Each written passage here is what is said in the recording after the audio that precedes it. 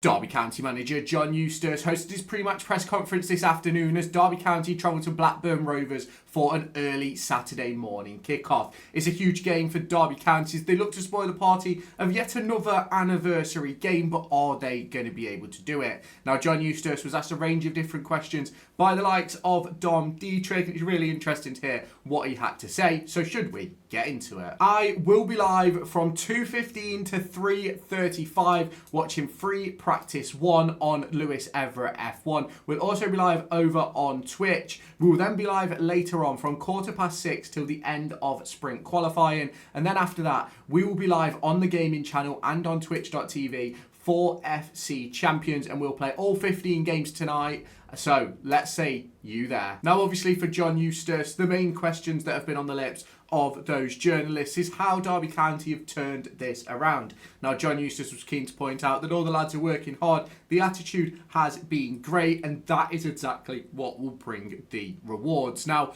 obviously, for Derby County, as we sort of look to hopefully go 5 wins on the spin, you look at this situation that we have right now with injuries, suspensions, illnesses, and I think Derby County are in a very, very good position. Now, John Eustace was keen to point out the importance of luck, availability and work ethic in each game to make sure that we're competitive and we give our abilities to win the game.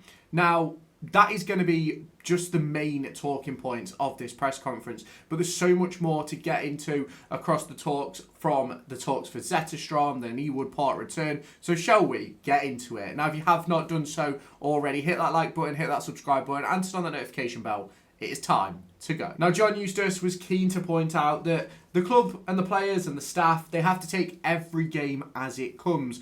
And it's not one of those where Derby County seem to be looking well ahead of themselves at the moment. They're just sort of looking at it in a short-term process. And I think that is the most important thing that Derby County could do. Now, John Eustace does personally believe that you'll end up where you need to be at the end of game 46, and that is the important thing. He says that injuries, suspensions, form levels of players will all have an impact on where you end up, but the main aim is to keep level-headed so that the players know what they need to do, and they know that if they lose a game, they're not going to get battered. If they win a game, they're not going to be too high, and they know what to expect from the coaching staff and the other players and things like that, which is obviously massively important. Now, John Eustace was asked about what the players talk about and things like that within the dressing room in regards to targets and stuff like that. And he was quite quick to sort of shut that down and go, the players can literally talk about whatever they want. And he knows that he's putting in the right sort of system so that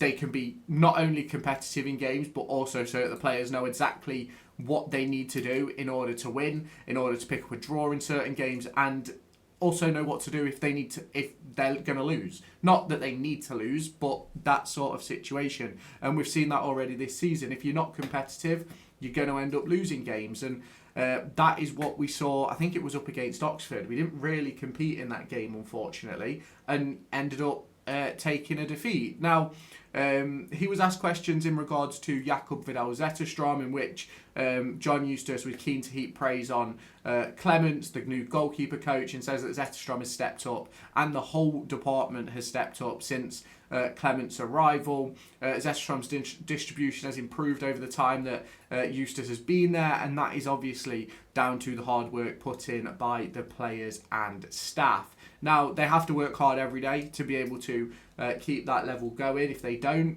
you cause a few problems, don't you? Now, John Eustace was asked a question about some of the big saves that Zetterstrom has made across the course of recent games, and he literally just turned around and went, well, that's his job. And I completely agree with John Eustace. It is his job. Now, he was then asked some questions about an Ewood part return and how it might be and things like that. And he says that Blackburn are a great club, and he's obviously, as in Eustace, is returning with a great team. He's got positive vibes looking back towards his time at Blackburn Rovers and on making the decision to jump ship as well. He joined a club with a great vision, and he always knew what he was getting with Derby County in terms of that long-term project. And he feels very at home at Derby County because he knows what it takes here, because he's played for the club. He's obviously then come back as a coach. He knows what the fans expect. He knows what is expected from those people in and around the city, and that is the most important thing. Now, he said that it was pretty much a no-brainer with the time and resources on offer after talking to David Clowes that he would come and join Derby County. But football isn't all black and white, and it is a results business, and it's all about building in the right way. Otherwise, you will end up losing your job, and if you don't lose your job, you potentially walk away from a job. So there's so many things that could happen. Now, John Eustace was keen to point out that the lads that are involved on Saturday, the lads in the squad, don't need to feel a certain way heading into this game.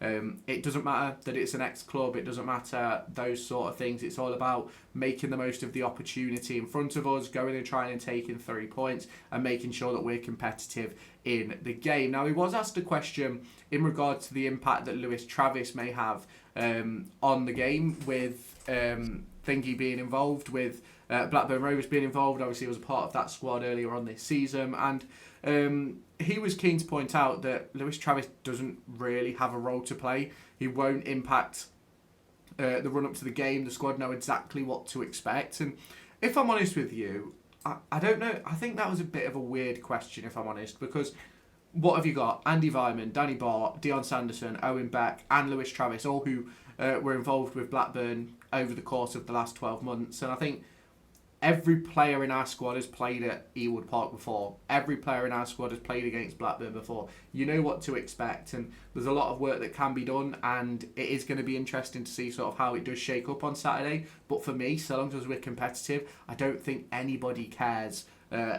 how it's handled or anything like that. But we will wait and see what happens with the team and stuff like that heading into Saturday. Now, he was asked a question in regards to Patrick Aimang. He said there's still a lot to come from Patrick Aimang. He's learning a new role, and his link up with Morris is certainly helping with that, and also the experience behind him, whether it be Callum Elder, whether it be Craig Forsyth. You obviously got Matt Clark in there as well, is very much helping Patrick Aimang in developing in that role and being able to make those mistakes, because he's got the right people behind him to be able to help him move forward. Now, he did also sort of say that he's got a lot of development to still do in that position, because he's a very good player, but there's a lot of sort of things that he still needs to work on, still needs to develop, and that will come in time, as well as the quality. Now, he's obviously still adapting to the Championship, and now he's doing it in a role that he's never really played before, but we're going to have to sort of see how that develops over the course of the next few months. I actually think Patrick Aimang has been more effective off this left-hand side recently than he had been when he was playing as the number 9. But obviously, you can let me know your thoughts on that one down in the comments. Now, in terms of the injury situation, we will have had a video out earlier today about that, but just a brief rundown. Owen Beck trained today and has been involved in training recently. He will be assessed ahead of Saturday to potentially be involved, but if he's not, he will be back for after the international break. Liam Thompson is back and fit if needed.